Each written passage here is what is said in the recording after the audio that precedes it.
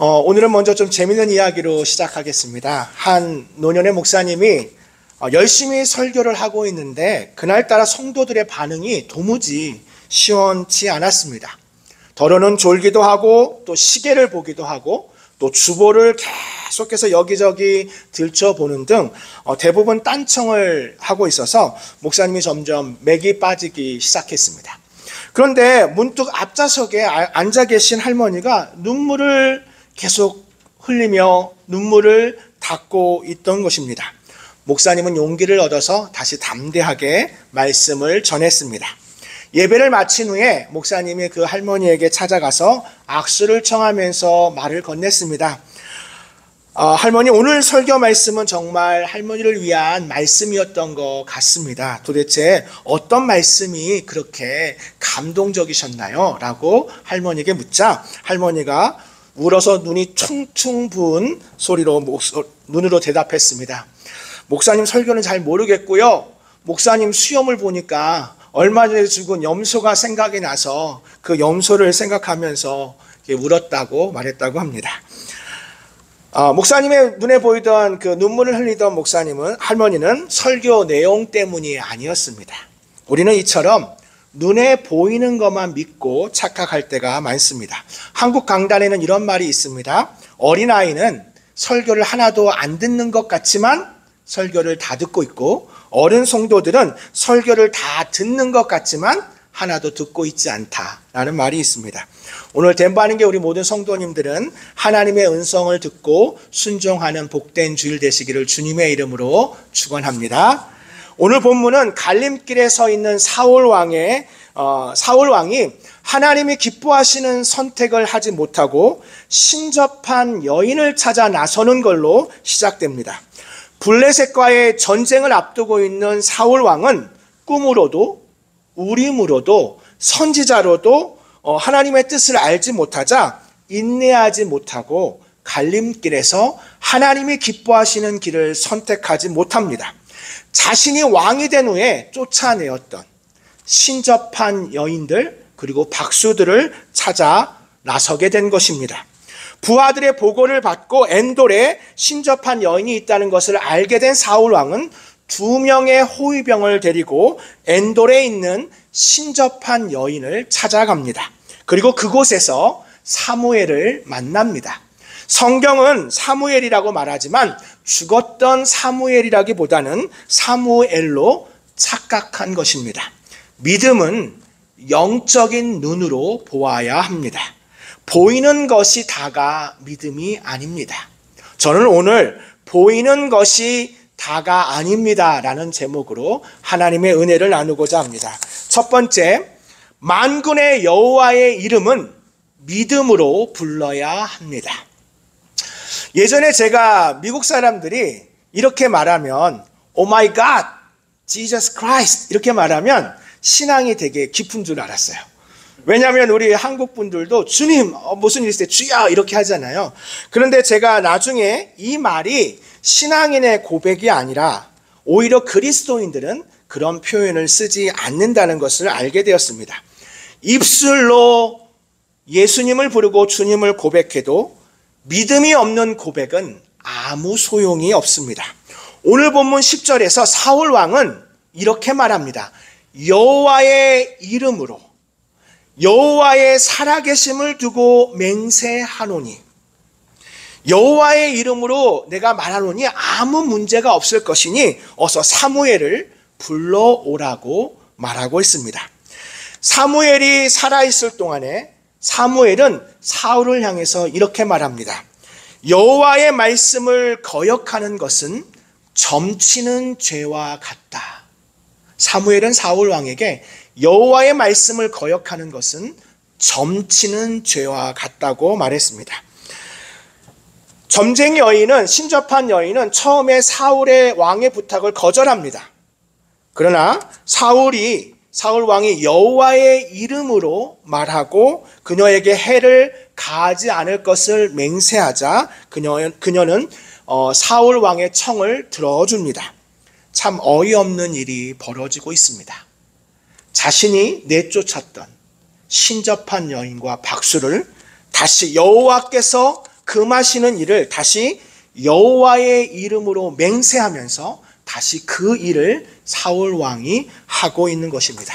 사랑하는 성도 여러분, 만군의 여호와의 이름은 믿음으로 불러야 합니다.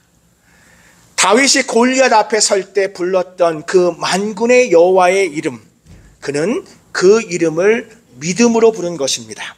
인생의 골리앗 앞에 우리는 여호와, 만군의 여호와 하나님의 이름을 믿음으로 부를 때 우리는 믿음의 역사를 보게 됩니다. 그러나 지금 사울 왕은 여호와의 이름을 부르지만 그는 믿음으로 부른 것이 아닙니다.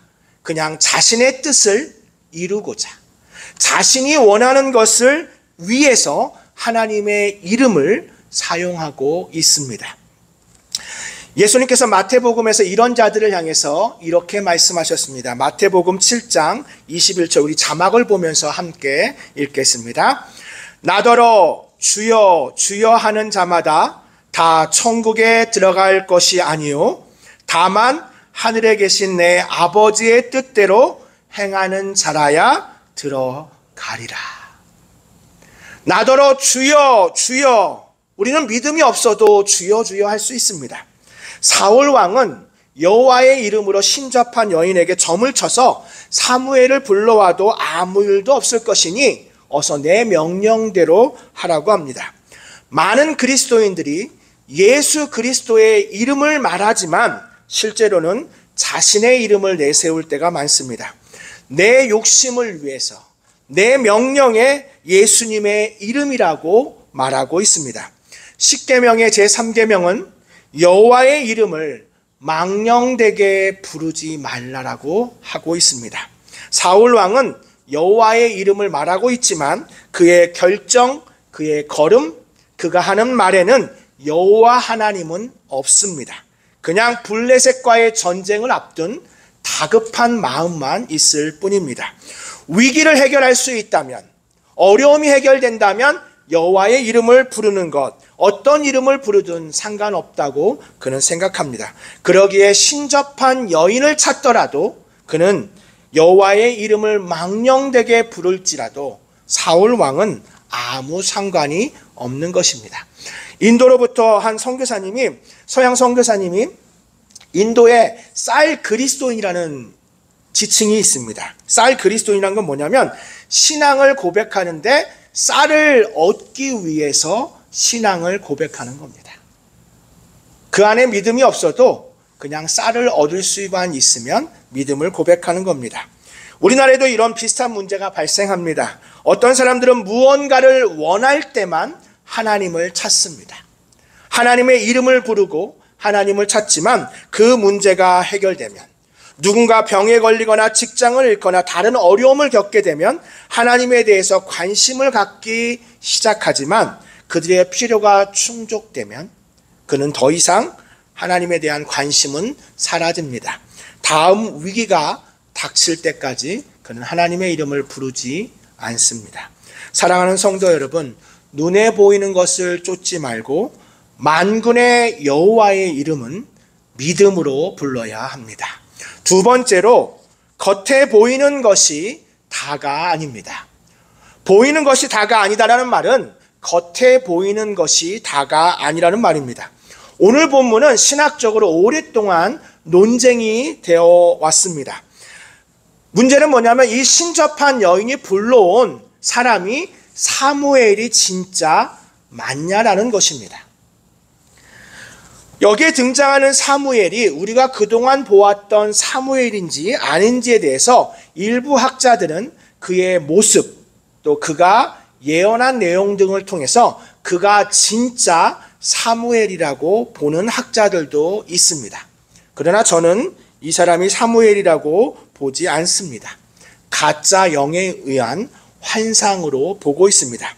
제가 이렇게 보는 이유는 두 가지, 여러 이유가 있지만 그 중에서 두 가지를 먼저 말씀드릴 텐데, 사무엘이 신접한 여인이 부른다고 올 리는 없습니다. 신접한 여인이 불러서 사무엘이 올 수는 없습니다. 나중에 역대기 저자, 역대기에 보면 사울의 일생을 평가합니다. 역대기에 보면 역대상 특별히 10장에 보면 사울의 일대기를 평가하는데 이렇게 말합니다. 사울이 죽은 것은 여호와께 범죄하였기 때문이라. 그가 여호와의 말씀을 지키지 아니하고 또 신접한 자에게 가르치기를 청하고 여호와께 묻지 아니하였으므로 여호와께서 그를 죽이시고 그 나라를 이새의 아들 다윗에게 넘겨주셨더라. 오늘 본문에 등장하는 신접한 자에게 가르치기를 청하고 여호와께 묻지 아니하였다는 그 범죄가 사울 왕이 영적 타락의 절정으로 역대기는 지적하고 있습니다. 사울이 이와 같은 죄를 짓는 일에 사무엘이 관여했을 가능성은 전혀 없습니다. 두 번째로 예수님께서는 누가복음 23장에도 나와 있지만 우리가 죽으면 우리는 곧장 낙원이나 음부로 간다고 말씀하셨습니다. 우리는 죽게 되면 곧장 낙원에 갑니다. 그리고 성경은 그곳으로 한번 가면 다시 이 세상으로 돌아올 수 없다는 사실을 전제로 합니다. 죽었던 사무엘이 신접한 여인이 불러서 다시 이 땅에 온다는 것은, 말씀을 어기고 이 세상에 나타난다는 것은 말이 되지 않습니다. 그러나 사울 왕은 지금 신접한 여인이 초혼술이라고 하죠. 초혼술을 통해서 점술 같은 것을 믿고 그 하나님의 말씀을 불순종합니다. 겉에 보이는 그 신접한 여인의 능력, 그 신접한 여인의 능력을 하나님의 말씀 위에 두고 있습니다. 겉에 보이는 것.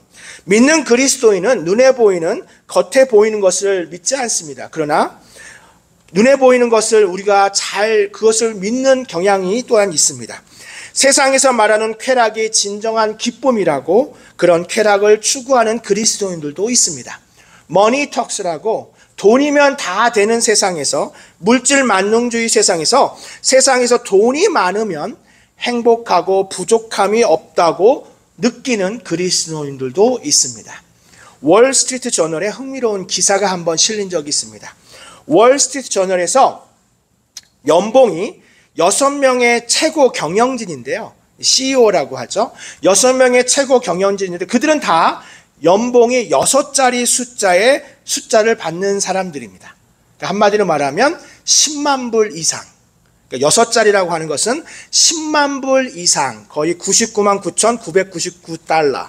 그러니까 많은 금액의 연봉을 받는 6명의 최고 경영진을 인터뷰한 월스트리트 저널의 기사가 있습니다. 여러분은 아마 저와 똑같은 생각을 할 겁니다. 세상에 6자리 연봉이라니.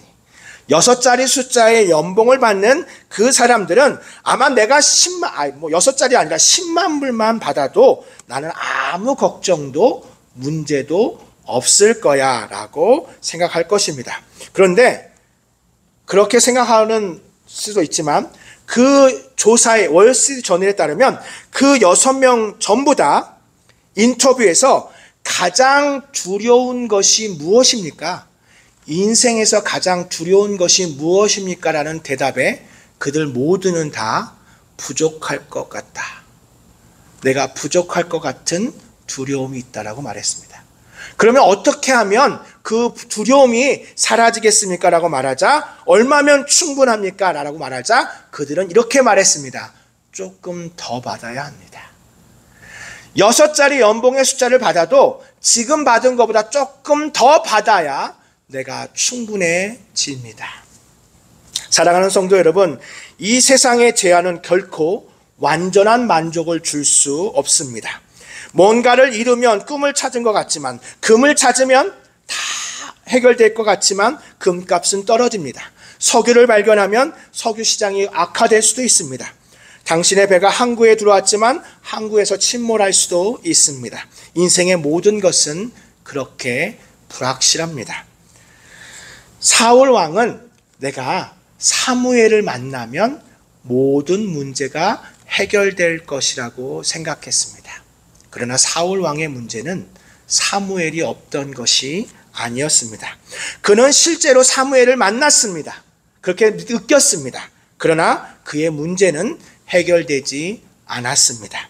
그는 오히려 오늘 일로 더 두렵게 되었습니다. 그의 문제는 사무엘이 없는 것이 아니었습니다. 그는 여호와 하나님을 향한 믿음이 없었던 것입니다. 그러기에 사울 왕은 사무엘로 보이는 그 영이 언급한 내용에 따라 땅에 완전히 엎드러지고 기력이 다해지고 쓰러져 무서워서 벌벌벌 떨고 있습니다. 사랑하는 성도 여러분, 겉에 보이는 것, 겉에 들리는 말에 그 말을 따르는 자의 결과는 사울 왕과 같습니다. 하나님의 사람들은 믿음으로 듣고 믿음으로 봅니다. 세상이 말하는 것이 아니라 하나님이 말씀하신 것, 하나님의 말씀을 따라 삽니다. 두려운 환경 가운데서도, 나를 두렵게 만드는 환경 가운데도 두려워하지 말라 하나님의 음성을 듣습니다. 그 하나님의 말씀을 신뢰합니다. 두려워할 만한 상황이 없어져야 두렵지 않은 것이 아니라 그 상황에서도 하나님의 말씀을 신뢰하는 것, 그것이 바로 믿음입니다. 블레셋이 사라지는 것, 블레셋이 다 없어지는 것이 믿음이 아니라 블레셋 앞에서도 두려워하지 않는 것이 믿음인 것입니다. 겉에 보이는 두려움, 겉에 보이는 쾌락, 겉에 보이는 성공에 함몰되지 않기를 축원합니다. 그러나 사울 왕은 그러지 못했습니다. 겉에 보이는 것, 겉에 들리는 말에 치중합니다.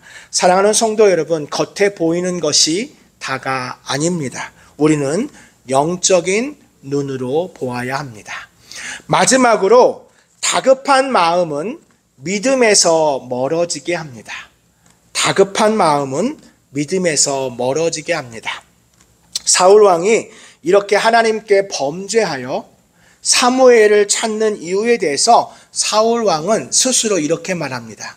내 마음이 다급하니이다. 사울 왕은 내 마음이 다급하다고 말합니다. 다급한 마음은 인내와 반대됩니다. 다급한 마음은 하나님의 뜻보다는 쉽게 내 뜻을 따르게 합니다. 인생의 갈림길에서 우리는 다급한 마음을 가지게 되면 쉽게 자신의 결정을, 좁은 길을 쉽게 포기하고 그 모든 것은 다 우리 안에 있는 다급한 마음 때문입니다. 다급한 마음 깊은 내면에는 또한 하나님께 대한 원망이 있습니다. 사울이 왜 다급합니까? 하나님, 내가 하나님께 기도했잖아요. 그런데 꿈으로도, 우림으로도, 선지자로도 하나님 말씀하지 않으셨잖아요. 그러니까 내가 이 방법밖에 없으니 내가 신접한 여인을 찾는 것은 하나님 때문이에요. 사울 왕의 마음에는 그런 다급한 마음, 즉 참지 못하고 인내하지 못하고 금방 문제를 해결하려고 하는 마음이 있습니다. 이 방법밖에 없으니 나는 어쩔 수 없다는 변명입니다. 이 변명에는 하나님을 향한 원망이 담겨 있습니다. 혹시 여러분 안에 이 원망함이 있진 않으신가요? 다급해서 어떠한 문제라도 빨리 이 문제를 해결하려는 그런 마음이 있진 않으신가요? 한 대장장이가 예수님을 믿고 나서 그리스도로 개종한 후에 한 8년이 지났습니다. 한 불신자가 그 대장장이에게 이렇게 말합니다. 아니, 예수님을 믿은 지 8년이 되었는데 당신의 삶은 왜 그렇게 많은 어려움을 겪으십니까? 오히려 예수님을 믿기 전보다 더 어려움을 겪는 것 같아요.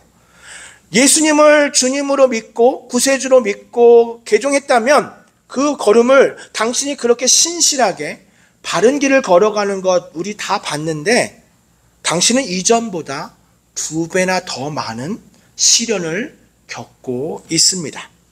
사람이 하나님께 자신을 바치면 어려움은 없어야 되는 거 아닙니까? 라고 불신자가 그 대장장이, 예수 그리스도께 개종한 그 대장장이에게 물었습니다.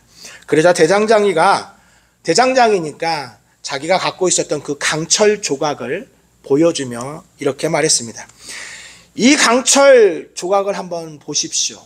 이 강철 조각은 마차에 스프링을 만들기 위한 것입니다.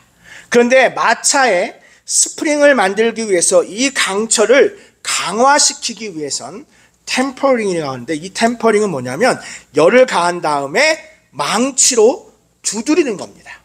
망치로 세게 두드리고 구부려야 그 모양이 만들어집니다.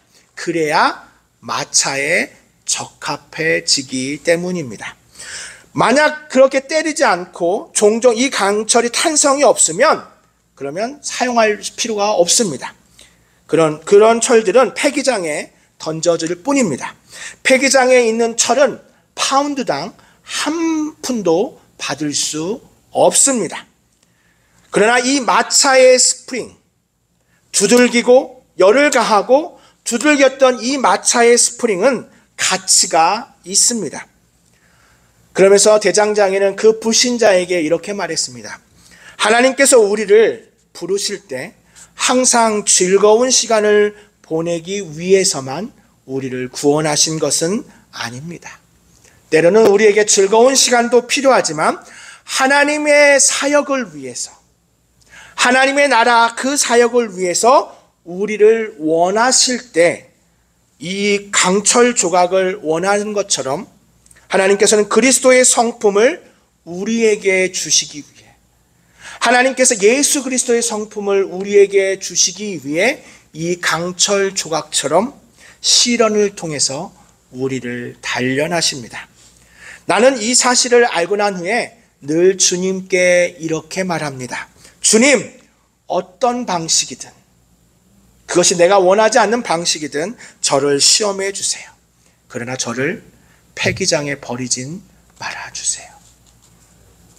사랑하는 성도 여러분, 다급한 마음에 눈에 보이는 것에 치중하는 것은 갈림길에서 좁은 길을 선택하지 못하게 합니다. 당장 편리한 것, 당장 안전한 것을 찾게 됩니다. 그러나 믿음은 그렇지 않습니다. 믿음은 인내를 수반하고 하나님이 주신 결말을 향해 흔들리지 않고 전진합니다. 지금 여러분의 상황이, 내가 지금 겪고 있는 이 고난이 주님께서 주신 결말이라고 생각하지 마십시오.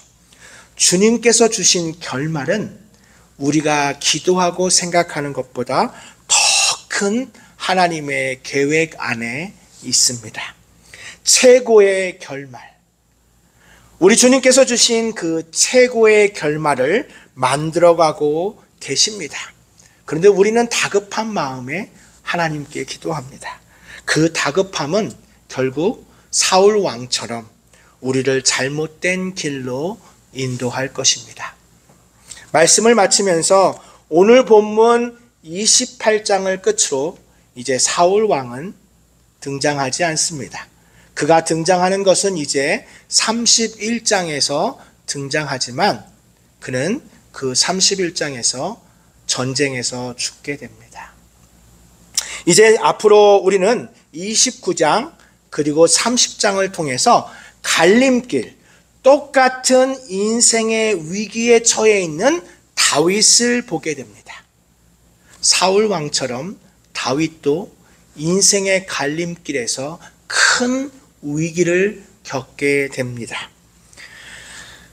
그래서 저는 오늘 본문 28장이 너무나 아쉽습니다. 오늘 본문 28장이 너무나 아쉽습니다. 사울 왕이 안쓰럽게 느껴집니다. 블레셋과의 전투에서 이제 전사하게 되는 그 인생의 갈림길에서 마지막에 주신 하나님의 은혜를 저버리고 신접한 여인을 찾았던 인생의 갈림길에서 너무나도 쉽게 쉬운 길을 선택하고 눈에 보이는 것을 선택하는 그 사울 왕의 모습이 어쩌면 우리의 모습은 아닌지, 바라기는 비록 우리가 지금까지는 그렇게 실패하고 연약함으로 넘어졌지만 이제는 우리 주님이 주신 기회를 따라 인생의 갈림길에서 하나님이 기뻐하시는 그 좁은 길을 선택하는 저와 여러분 되시기를 주님의 이름으로 축원합니다. 기도하겠습니다. 사랑의 하나님, 사울 왕을 사랑하셔서 끝까지 사울 왕이 돌아오기를, 믿음에 서기를 원하셨던 하나님, 블레셋이라고 하는 그 적군은 사울 왕에게 두려움을 주기 위함이 아니라 이제는 돌이켜 하나님을 바라보기를 원하셨던 하나님. 그러나 사울 왕의 선택은 결국 신접한 여인을 통해 점을 쳐서 거짓된 영혼을 불러오는 것입니다. 세상적인 방법으로 문제를 해결하고 했던 우리의 어리석음과 연약함을 용서하여 주시고, 이제는 믿음으로, 오직 믿음으로 하나님이 기뻐하시는 길을 선택하여 다윗처럼 하나님 마음에 합한 자로 이 땅 가운데 하나님이 부르신 곳에서 쓰임받는 우리 모두가 되게 하여 주시옵소서. 예수님의 이름으로 기도합니다. 아멘.